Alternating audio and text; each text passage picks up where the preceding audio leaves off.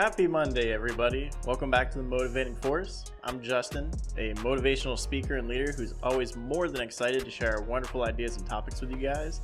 And joining me today, as always, we have host Sway, an aspiring Marine Corps officer who's currently finishing up ROTC and his bachelor's degree in the criminal justice field.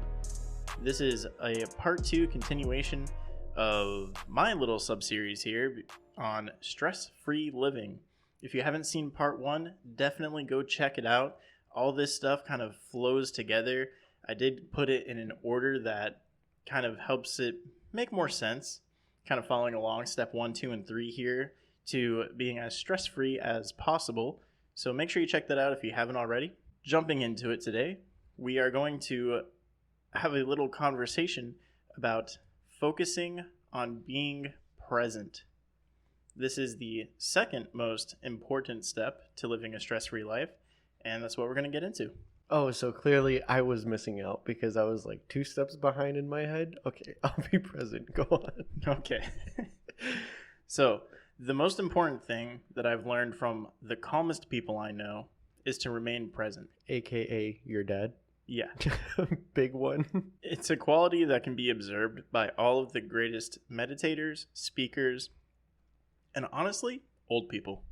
I think old people have this down pretty well. Oh, damn. No offense, Bill. No offense.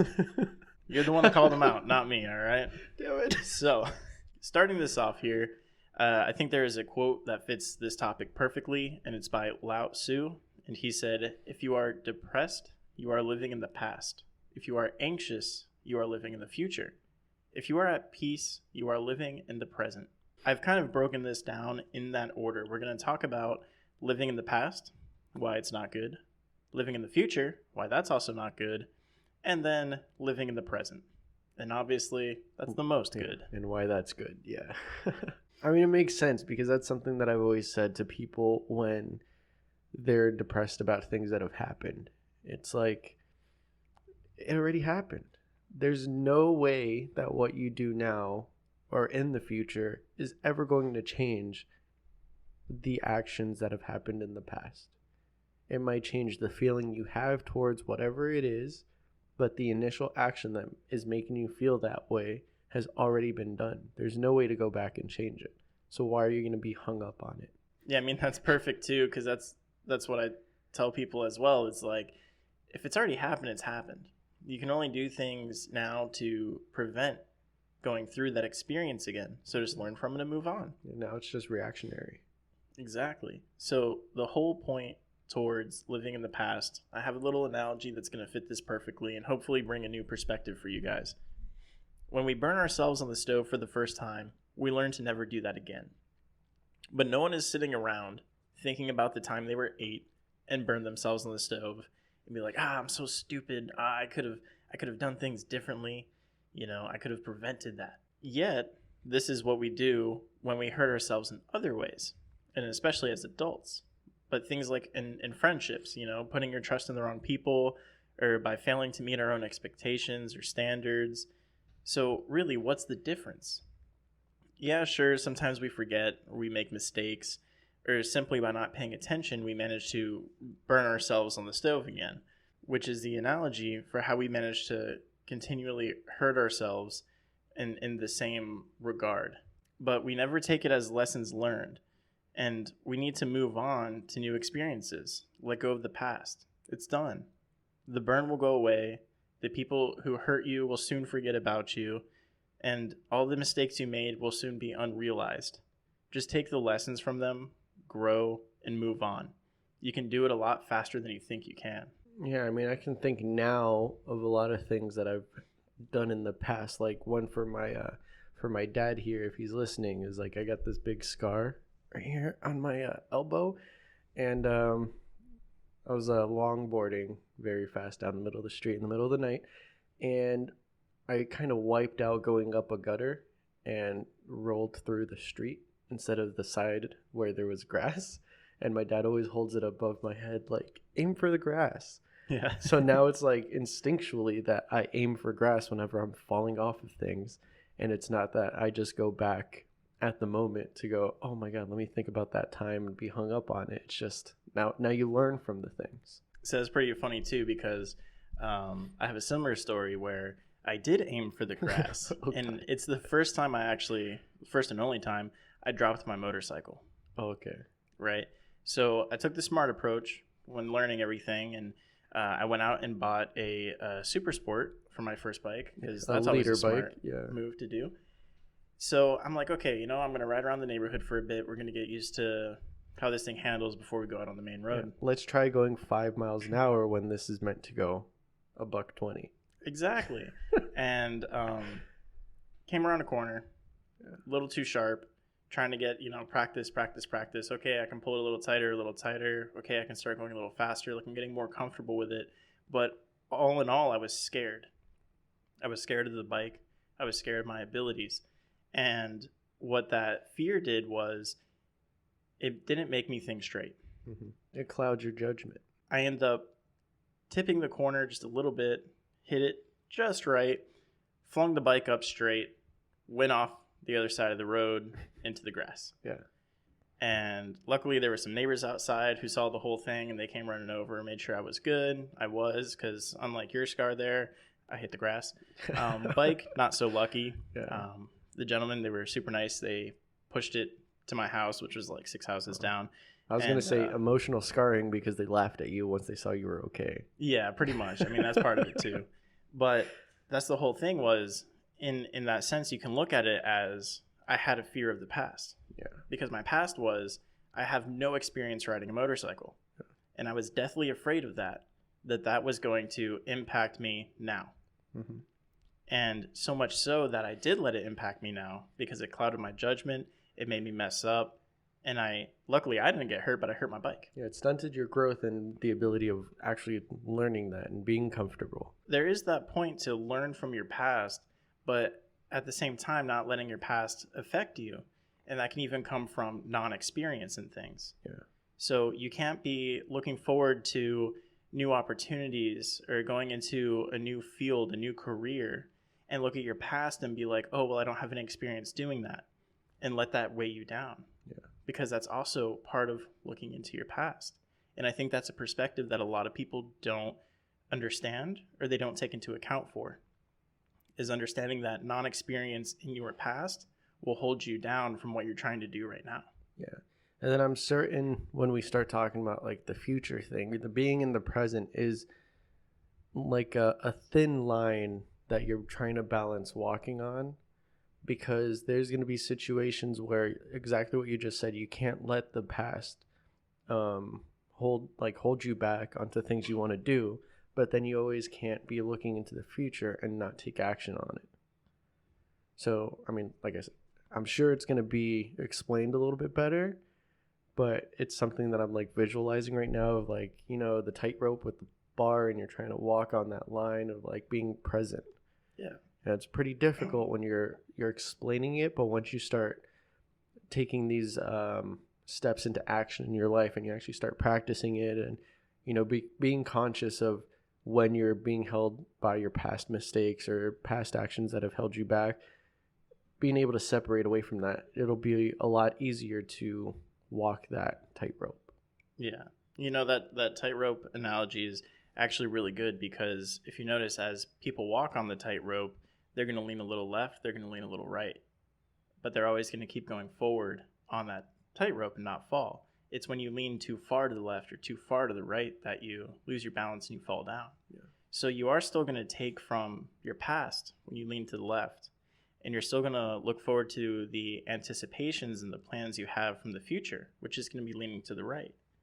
And you balance both those out, and it makes walking down that tightrope that much easier.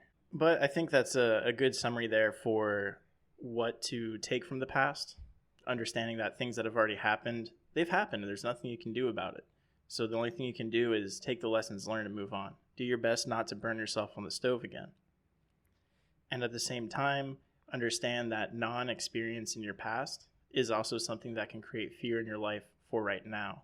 And that's something that people should actively work on eliminating those types of fears. Yeah. And speaking of fear, there's another word for that too. Being anxious. Being anxious. And being anxious is all about living in the future. Yeah.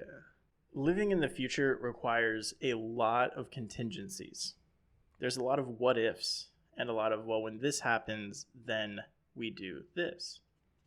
And yet nothing has happened. So all these thoughts can clutter your mind and cause a lot of anxiety, and they can bog down your performance with day-to-day living.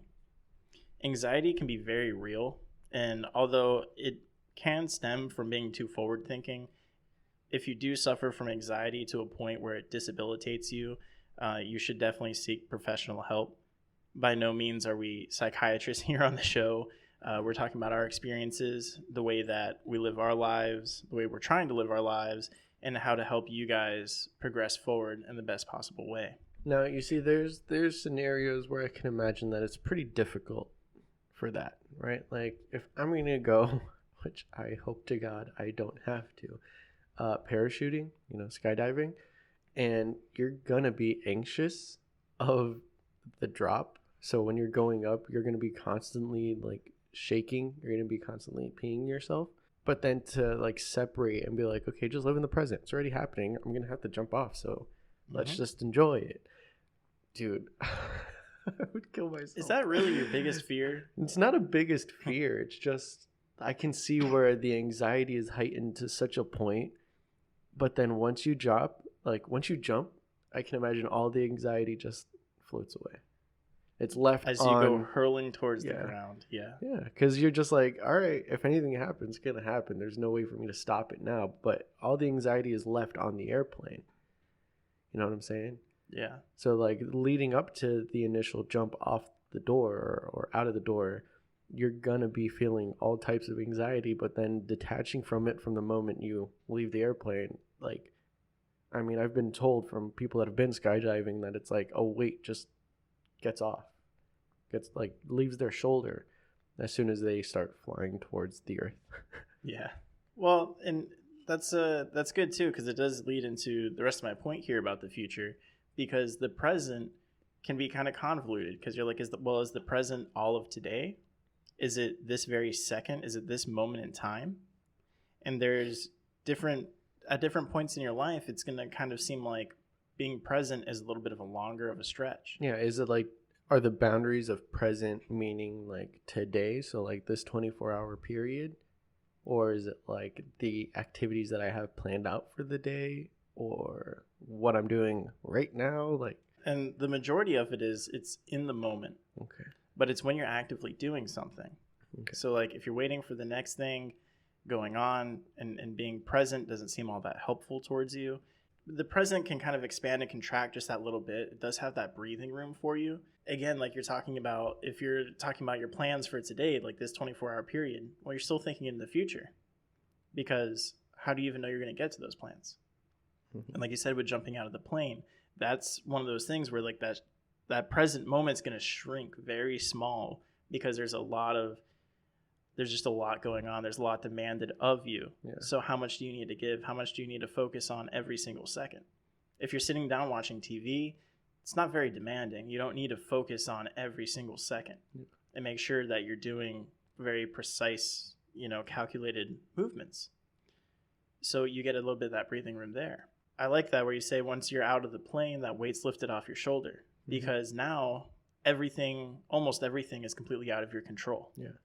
Because now the past was you already stepped out of the plane. How are you going to change that? Yeah. There's the only one thing how you're going to hit the ground. That's the only thing to look forward to. So now just enjoy screaming your lungs out. That's all you got to do. But I like how that weight gets lifted off of your shoulder, though, because it goes perfectly with kind of what I have to say about the future to everybody. And that's tomorrow is never promised. Okay? Let alone the next few minutes. If you jump out of that plane, you never know what's going to happen in the next few seconds, because you could be seconds away from the end of your life, or you pull the parachute at the right time, it opens properly, you hit the ground at a nice soft pace, and everything's good, right? And now you still have the rest of your life to look forward to. There's no amount of planning or micromanaging that can save you from your fate. We all like to think we're going to make it into, our 80s or 90s, and everything's going to be good, and we're going to just die in our sleep one day. But And although that is real for a lot of people, it's only a lot of people. Who's to say you're not a part of the rest of the people that don't make it that far? The minority that doesn't make it. We never know truly what tomorrow is going to bring. So we can take all that anxiety and all those nervous thoughts, and we just need to kick them back with a grain of salt. Because every second that you're here is really borrowed time. You know, every moment you have is a gift, and that's why we call it the present. There's another quote for you, right? Ooh, throw it in there. You know, I've never heard that. You've never heard so that? Dumb. Wow. Yeah. All right. Well, anyways, but it's, you know, it's true. So all these plans you make for the future, especially when you start planning, you know, years and years and years out, it gets more and more convoluted. And if you focus so hard on that vision and on those plans for 20 years from now, it's going to suck. It's going to bring a lot of anxiety, because every single day where you have your pitfalls, you're just going to feel so far away from that 20-year goal. But then you don't realize, like, every little pitfall, every little moment in time where something doesn't go right, imagine how long a day is compared to 20 years. It doesn't mean a whole lot. That's why a lot of things with self-improvement and growing with yourself is all about gaining knowledge. Yeah. Because it's this small accumulative growth that's going to bring you towards your success in life, not this master vision plan for you to strictly follow day in and day out. It's to get a little bit better every day, so that way when the opportunity for your type of success presents itself, you're well equipped to tackle that opportunity and come out on top. Yeah, like you said before, you would then have all those tools in your toolbox ready to use, from, you know, listening to podcasts like this, reading other books, self-help improvement, and learning how to change that initial mindset. Because if you're going to be somebody that's stuck living in the past and you want to change and get somewhere in your life, you're not going to be able to do that if you're hung up with the mistakes of the past. But then, you know, listening to tips like this, listening to other people's tips, reading some books about that helps you change the perspective of, listen, I gotta get out of this rut and find a way to disconnect the wires that are holding me back there. You can lose out on so much opportunity by focusing on these like masterful plans. Yeah. And it's like, you need to be flexible. You need to be able to go with the flow.